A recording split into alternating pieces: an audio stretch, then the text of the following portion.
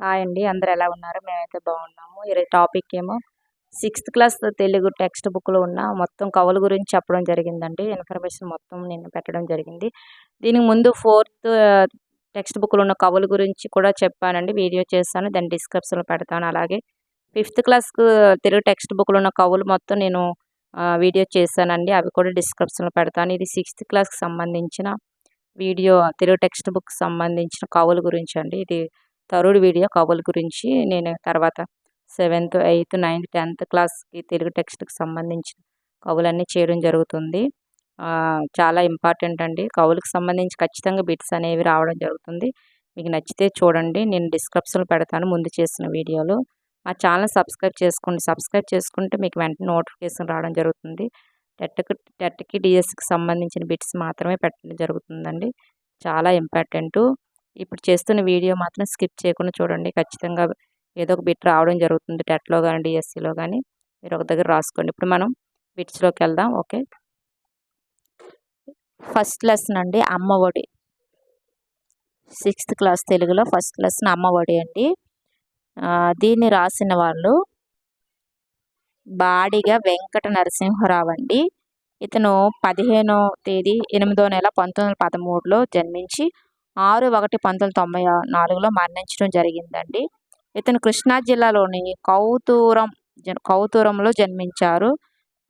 బాలరసాలు, పాలబడి పాటలు, ఆవు, హరిశ్చంద్ర, బాలతనం, చిన్నారి లోకం, పూలబాలలు, ఋతువాణి వంటి 17 పుస్తకాలు పిల్లల కోసం రాశారు. బాలబంధుగా ప్రసిద్ధులితను. బాల సాహిత్యాన్ని ఉద్యమ స్ఫూర్తితో వ్యాప్తి చేయడం తన జీవిత ధ్యేయంగా బివి నరసింహారావు పెట్టుకున్నారండి. వింజమూరి లక్ష్మీ నరసింహారావు రాసిన అనార్కలి నాటకంలో అనార్కలి పాత్ర ధరించి అనార్కలి నరసింహారావుగా ఖ్యాతి గడించారు ఇతను. ప్రస్తుతం పాఠ్యభాగం బాలబంధు బివి నరసింహారావు సంపూర్ణ రచనలు 2 సంకలనంలోనిదండి ఇది. చాలా ఇంపార్టెంట్ బిట్స్ అండి. ఇతను బిరుదులు, ఏ నాటకాలు రచించడం అన్నీ కూడా అడగడం జరుగుతుంది. తర్వాత రెండో లెసన్ తృప్తి అండి. సిక్స్త్ క్లాస్ తెలుగు టెక్స్ట్ బుక్‌లో రెండో లెసన్ తృప్తి అండి. దీన్ని రాసిన వాళ్ళు సత్యం శంకరమంచి అండి. సత్యం శంకరమంచి. ఇతను 3వ నెల 1937లో జన్మించి 21/5వ నెల 1987లో మరణించడం జరిగింది. గుంటూరు జిల్లా అమరావతిలో జన్మించారండి ఇతను. అమరావతి కథలు, కార్తీక దీపాలు, కథా సంపుటాలు, రేపటి దారి, శ్వేత స్వగతాలు, ఆఖరి ప్రేమలేఖ, ఎడారిలో కలువ పూలు మొదలైనవి నవలలు, హరహర మహాదేవ నాటకం, దినవార పత్రికల్లో అనేక వ్యాసాలు రాశారు. 1979లో అమరావతి కథలకు రాష్ట్ర సాహిత్య అకాడమీ పురస్కారం అందుకున్నారండి ఇతను. ఈ పాఠం సత్యశంకర మంచి రాసిన అమరావతి కథల్లో ఉంది ఈ లెసన్ అనేదండి. అతనికి వచ్చిన పురస్కారం ఏంటి అని అడగొచ్చు. లేకపోతే అమరావతి కథలకు రాష్ట్ర సాహిత్య అకాడమీ పురస్కారం అందుకున్నది ఎవరు అని కూడా కవి పేరును కూడా అడగవచ్చండి. ఏ విధంగానే అడగవచ్చు. అందువల్ల నేను మొత్తం అతనికి సంబంధించిన డీటెయిల్స్ అన్ని నేను పెట్టడం జరుగుతుంది. బిట్స్ తయారు చేయొచ్చు కానీ అందులో ఏదైనా నేను బిట్ అనేది మిస్ కావచ్చు. కాబట్టి మీరు అందరూ ఒక దగ్గర రాసుకుంటే మ్యాటర్ మొత్తం మీకు అర్థమవుతుందని మొత్తం స్క్రిప్ట్ పెట్టానండి. తర్వాత మూడోది మా కొద్ది తెల్ల దొరతనం అండి. మూడో లెసను మా కొద్ది తెల్ల దొరతనం. సిక్స్త్ క్లాస్ తెలుగు టెక్స్ట్ బుక్లో ఉందండి ఇది. ఇది రాసిన వాళ్ళు గరిమెల్ల సత్యనారాయణ గారు రాశారండి. ఇది 14/7 నెల 1893లో 18/12/1952లో అతను మరణించడం జరిగిందండి. ఇతను శ్రీకాకుళం జిల్లా నరసన్నపేట తాలూకా గోనెపాడులో జన్మించారు. స్వతంత్ర సమరయోధులు, కవి, రచయిత అండి ఇతను.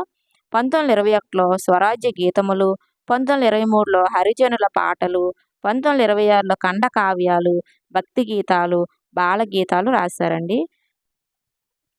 దండాలండోయ్ మేముండలేమండోయ్ బాబు, మా కొద్ది తెల్లదొరతనము అనే గేయాలతో సామాన్య ప్రజలు సైతం స్వతంత్ర ఉద్యమం ఉత్తేజాన్ని, చైతన్యాన్ని కలగలించిన జాతీయ కవి అండి ఇతను.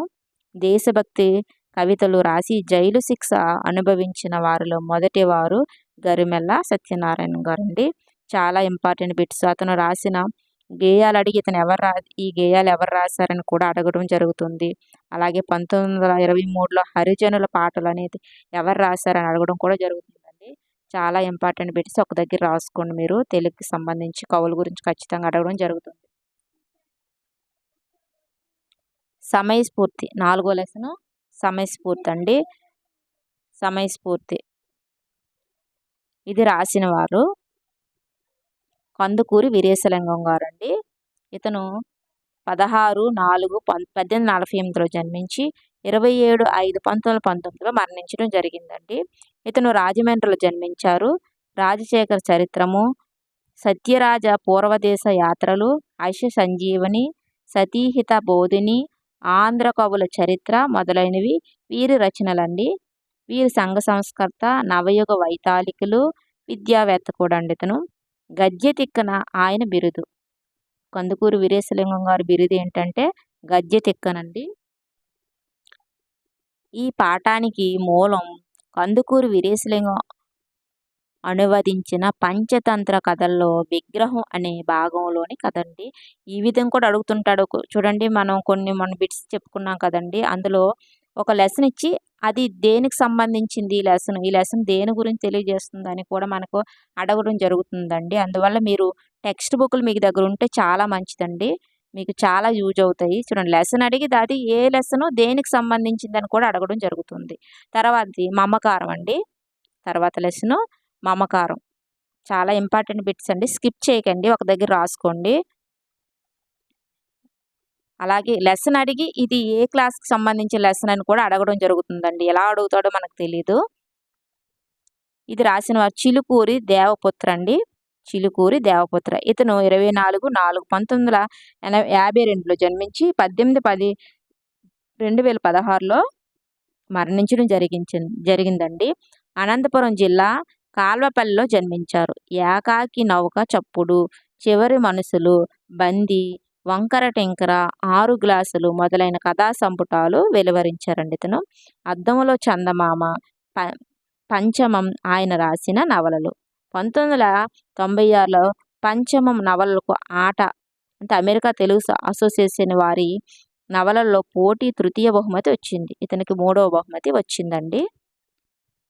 2000 సంవత్సరంలో పొట్టి శ్రీరాములు తెలుగు విశ్వవిద్యాలయం వారి ధర్మనిధి పురస్కారం, 2001లో చాచో స్ఫూర్తి సాహిత్య సత్కారం, ఆంధ్రప్రదేశ్ గుర్రం జాసు పురస్కారం లభించిందండి ఇతనికి.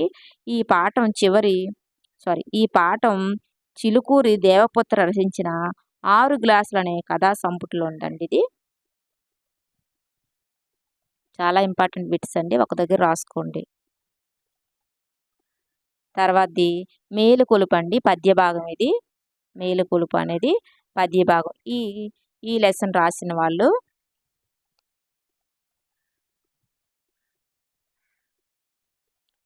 కుసుమ ధర్మన్న అండి. కుసుమ ధర్మన్న. ఇతను 17/3/1900 నుండి 1946 వరకు ఉన్నారండి. ఇతని యొక్క కాలం. రాజమహేంద్రవరంలోని లక్ష్మీవారపుపేటలో కుసుమ నాగమ్మ వీరస్వామి దంపతులకు జన్మించారు. ఇతను వైద్య విద్వాన్, సంస్కృతం, ఆంగ్లం, హిందీ, ఉర్దూల పాండిత్యం గలవారండి. ఇతను నిమ్నజాతి ముక్తి తరంగిణి, నల్ల దొరతనం, హరిజన శతకం, మాకొద్ది నల్ల దొరతనం వంటి రచనలు చేశారు. దళిత వర్గం నుంచి అతి కష్టం మీద చదువుకునే పైకొచ్చి తిరిగి ఆ చదువును తన జాతి మేలు కోసం వెచ్చించిన అతి కొద్ది మంది దళిత విద్యావంతుల్లో ఒకరితనండి. చదువుకున్న రోజుల్లోనే సంఘ సంస్కరణ అభిలాష కలిగి కందుకూరి వీరేశలింగం చేత ప్రభావితం అయ్యారండి. ఇతను భారతరత్న డాక్టర్ బాబాసాహెబ్ అంబేద్కర్ ద్వారా స్ఫూర్తి పొంది అంటరానితనాన్ని నిర్మూలించాలనే లక్ష్యంతో తపించిన తొలి దళిత కవి ఇతనండి. కుసుమ ధర్మన్న రచించిన హరిజన శతకం అనుబంధం నుండి గ్రహించబడింది. కుసుమ ధర్మన్న రచించిన హరిజన శతకం అనుబంధం నుండి గ్రహించబడిందండి ఈ లెసన్ అనేది. నెక్స్ట్, ఎక్కడ మనస్సు నిర్భయంగా ఉంటుందో ఇది రాసిన వారి గురించి మనం ఇప్పుడు తెలుసుకుందామండి. చాలా ఇంపార్టెంట్ బిట్స్. ఒక దగ్గర మీరు రాసుకోండి. ఎందుకంటే 10 సార్లు చెప్తున్నాను. బిట్స్ అనేవి ఖచ్చితంగా కవుల గురించి రావడం రవీంద్రనాథ్ ఠాగూర్ అండి ఈ లెసన్ రాసిన వాళ్ళు. ఇతను 7/5/1861లో జన్మించి 7/8/1941లో మరణించడం జరిగిందండి. విశ్వకవి, చిత్రకారుడు, సంగీతకర్త, విద్యావేత్త ఇతనండి. బెంగాలీ, ఇంగ్లీష్లో అన్ని సాహిత్య ప్రక్రియల్లోనూ విస్తృతంగా రచనలు చేశారు ఇతను. 1913లో ఆయన రచించిన గీతాంజలికి నోబెల్ సాహిత్య బహుమానం పొందారండి. జాతీయోద్యమ కాలంలో దేశాన్ని మేలుకొల్పిన మహానీయుడు పై కవిత గీతాంజలిలో నుంచి వచ్చిందండి ఇది. నెక్స్ట్ గుడిపాటి వెంకటచలం అండి. ఇతను 1894 జన్మించి 4/5/1979లో మరణించడం జరిగింది. కవి, కథా రచయిత, నవలాకారుడు, నాటకకర్త, వ్యాసకర్త కూడా అండి ఇతను. తెలుగు వచనాన్ని సానబట్టిన రచయిత ఇతను. స్త్రీ స్వేచ్ఛ గురించి, సమానత్వాన్ని గురించి పరితపించారు ఇతను. ఉపాధ్యాయుడిగా, పాఠశాల పర్యవేక్షకుడిగా తాను గమనించిన అంశాలను దృష్టిలో పెట్టుకొని బిడ్డల శిక్షణ అనే పుస్తకాన్ని రాశారు. విద్యను పెంపకాన్ని మేలువించవలసిన అవసరాన్ని గుర్తించిన అరుదైన పిల్లల ప్రేమికుడు అండి ఇతను గుడిపాటి వెంకటాచలం. నెక్స్ట్ త్రిజట స్వప్నం. నెక్స్ట్ లెసన్ ఏంటంటే త్రిజట స్వప్నం అండి. ఇది రాసిన వారు ఆతుకూరి మొల్లండి. ఆతుకూరి మొల్ల ఈవిడ 16వ శతాబ్దానికి చెందిన కవి అండి. కడప జిల్లాలోని గోపవరంలో జన్మించారు ఈవిడ. రామభక్తి కవయిత్రి. మొల్ల రామాయణం రాశారండి. ఈ రామాయణంలో 877 గద్య పద్యాలు ఉన్నాయి. స్త్రీ విద్యకు దూరంగా ఉన్న రోజుల్లో మొల్ల రామాయణాన్ని చక్కగా పదాలతో సరళంగా రమణీయంగా రాశారు. తెలుగు సాహితీవనంలో పద్యాలని మల్లెల పరిమళాలను వెదజల్లి చిరకీర్తిని మూటగట్టుకున్న కవయిత్రి. ఈ పాఠం మొల్ల రాసిన రామాయణంలోని సుందరాకాండంలో ఉందండి.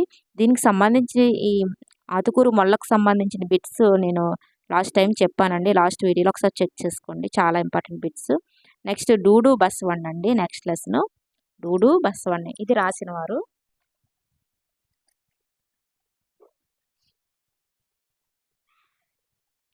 రావూరి భరద్వాజ గారు అండి.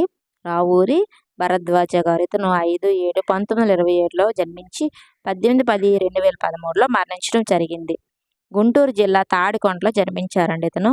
విమల ఈయన రాసిన తొలి కథ. అపరిచితులు, కథాసాగరం వంటి 37 కథా సంపుటాలు, ఉడతమ్మ ఉపదేశం, కీలుగుర్రం వంటి 43 పిల్లల కథలు, కరిమిరింగిన వెలుగుపండు, జలప్రలయం వంటి 17 నవలలు రాశారు. వీరి పాకుడు రాళ్ళు నవలకు జ్ఞానపీఠ పురస్కారం లభించిందండి.